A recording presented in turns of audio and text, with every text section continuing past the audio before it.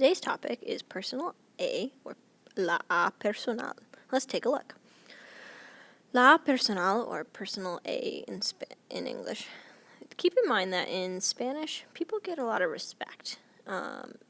Grammatically speaking, we have some differences that give them just a wee bit more respect than perhaps we do in English. So an example of this is when you learn tú versus usted.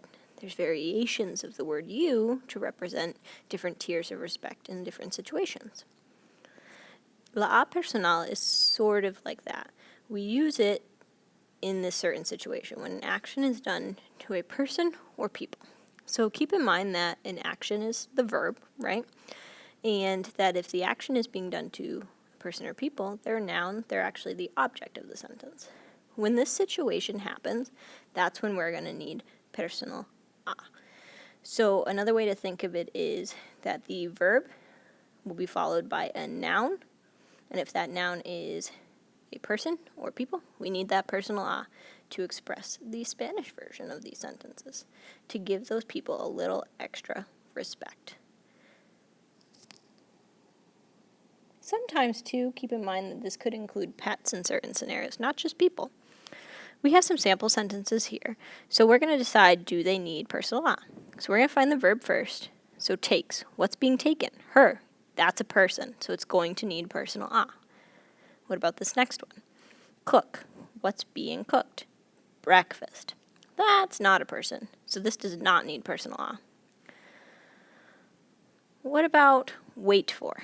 Now keep in mind that in Spanish, to wait for is esperar. The for is built into the verb. Friend, that's a person, so I'm going to need personal a. And lastly, study. What's being studied? Math. Math is not a person, so I am not going to need personal a in that scenario. Pause the video here to try some individual practice with some Spanish sentences. Again, find the verb, find what that action's being done to. If it's a person, you need an a. If it is not a person, you do not. Give this a try and then we'll go through it together. Alright, here we go. So we've got miro. What's being watched? La tele. That is not a person, so no personal a is needed in this first scenario. Now this next one. You're waiting for them, right? What's being waited for? Them.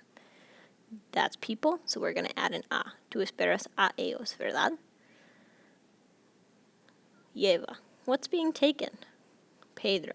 That's a person, so we will need personal a here. Paco lleva a Pedro a la escuela. Buscamos. Now this is one of those verbs with for built in again. So what's being looked for? Photos. Those aren't people, so we do not need personal a here.